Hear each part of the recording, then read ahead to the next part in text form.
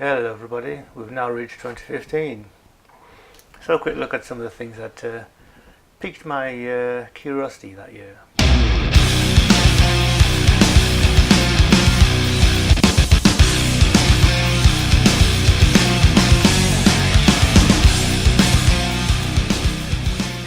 Unfortunately, I'm going to start off in a bit of a downer, but more of a downer for those involved than me.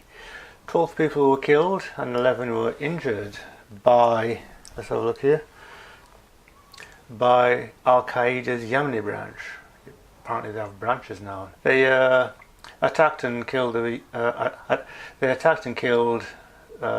artists and writers for the comic magazine Charlie Hebdo down there in Paris. This prompted a massive anti-terrorism march in which over 1 million people turned up, and including over 40 heads of state. In lighter news, NASA's Dawn probe entered orbit around Ceres to become the first man-made spaceship to go into orbit around a dwarf planet. Speaking of dwarf planets, New Horizons, another NASA probe, did a flypast of Pluto that year, returning some rather nice photographs of the little planet itself. A bit like this one, really. It became the second dwarf planet in our solar system to be visited by a man-made probe. And lastly, but not leastly, Queen Elizabeth became the longest reigning monarch of the British Isles. At that time it was 63 years and 217 days, and which also made her the longest serving head of state in the modern world, in modern history in fact. Yeah, so that was 63 years then, so currently she's at 67 years, the longest reigning head of state and reigning monarch of Britain, or reigning monarch anywhere apparently. So amongst those who died that year were Leonard Nimoy, everybody's favourite Spock, or the only Spock as far as I'm concerned. Terry Pratchett, the writer, never got a chance to meet him due to circumstances, but I did get a couple of his books signed. And at the time there was a bit of a running joke that an unsigned Terry Pratchett was a rarity in those days. B.B. King, the musician, blues guitarist. Christopher Lee, Britain's favourite horror movie star. He did Dracula for quite a while, and one of his last performances was as Count Dooku in the Star Wars prequel movies. George Cole, the actor, best known to me at least, and to a lot of people, for playing Arthur Daly in Minder. And I did get to meet him once, actually. They were filming an episode of the new Minder show down in Bradford while I was there back in the very early 90s, and when I was doing the Talking Magazine, Bradford Talking Magazine, and so I went down there with a microphone and had a little chat with him. Yeah. He wasn't too keen to talk, unfortunately, but did go a few minutes. His co-star, on the other hand, was keen and eager, young bright lad. Wonder where he is now. Not George Cole. George Cole seems to have spent most of his movie career playing swindlers and dodgy people. All the way back to the Ealing comedies, when he played a conman type in what was it? Oh, that film with the in St. Trinian's. He played one of the dodgy characters in that. I can't remember the character name, but he did it really well. Also passing away that year was Lemmy of Motorhead, lead singer and bass player for Motorhead. He used to be in a band called Hawkwind before this.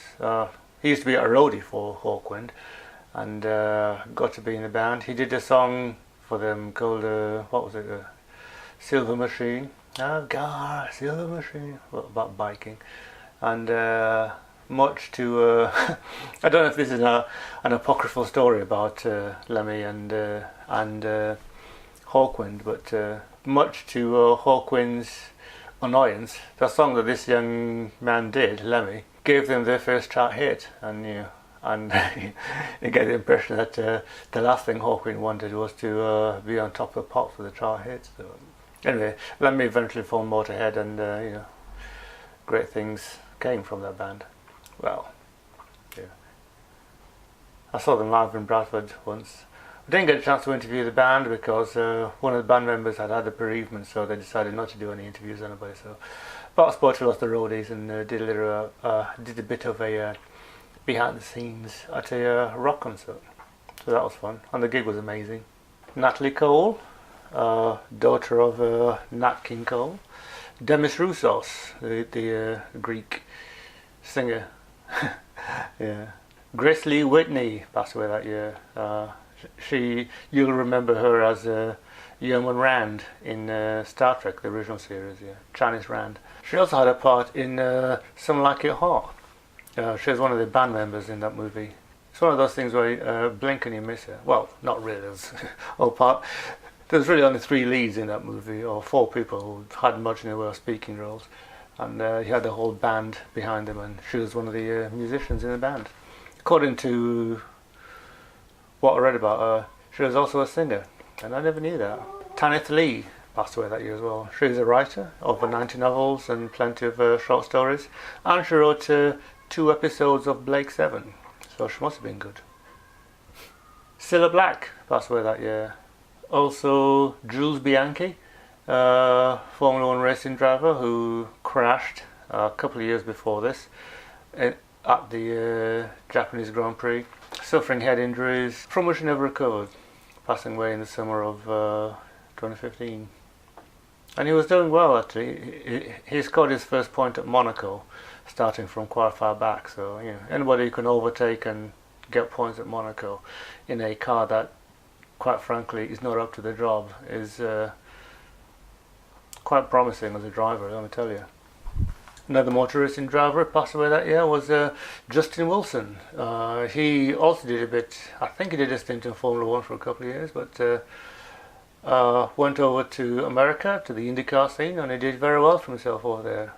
Unfortunately, he suffered, he crashed quite badly, and I don't remember if I saw the actual crash on subsequently on TV, but crashed in the race, and it became obvious that he didn't survive it, and the race was basically cancelled or called off, and what they did was the drivers basically did a tour of the lap, did a tour of the circuit in the as they were during the crash, and a lot of the drivers were in tears as they're going around, so it was a tough day for everybody that day.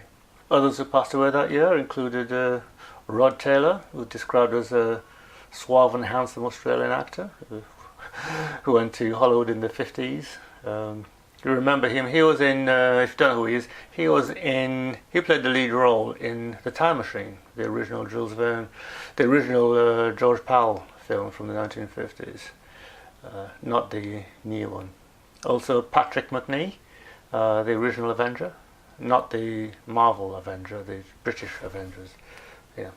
Jimmy Hill, Chinny, the ex-footballer and Match of the Day presenter, and also chairman or some big league or some big noise in the Football Association of Britain. I think he proposed the current point system they have now of 3 points for a win, 1 point for a score draw, 1 point for a draw. I think that's how they work out the league placings throughout the year. So if a team wins, they get 3-3-3-3. If they draw a match, they have 1 point. So if you don't score and if you don't win, you get 0 points. So that's how it works out. Apparently, it's quite a fair deal. It's been working very well for them. Best known for his big chin. Yeah. Gunnar Hansen. I was thinking, who's Gunnar Hansen? Yeah, it's a curious name, and he played Leatherface in the Texas Chainsaw Massacre. So, yeah, I'd never heard of him. Even when I saw the film, I don't think I actually noticed the name, but yes, too busy trying not to think about what's happening in the film, I guess. And there's also Shirley Stelfox. It was one of those faces that I recognise. Seen in lots of things, including the 1984 movie that came out in 1984, where she played one of the That's where she played the prostitute who had a relationship with the lead chap in that movie. As I was looking through the list of those that passed away that year, there was lots of familiar faces. Because you see lots of actors who turn up in lots of movies, lots of TV shows, but you don't get their names because that would mean having to pause the video playback and actually read the names. And a problem with lots of American TV shows, they don't actually tell you who played who. You just get the cast names, but they don't tell you who they played, what the character name was in a lot of cases. Particularly with the names you get at the beginning of the show, because the show starts, and while the show's starting, after the titles, names appear at the bottom who are the lead stars and guest stars of the show. But they aren't telling you, this person's playing that character, this person's playing that character. That doesn't happen at all. Even at the end of the show, and they're not named at the end titles. Only the other players who weren't mentioned at the beginning of the show and are put there, and they don't tell you who they played either. So it gets quite confusing, when you have to log on to IMDb or similar to see who starred in what. But lots of familiar faces that passed away that year, but unfamiliar names.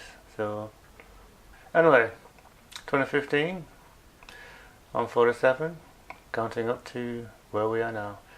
Take care, everybody, and I shall see you tomorrow.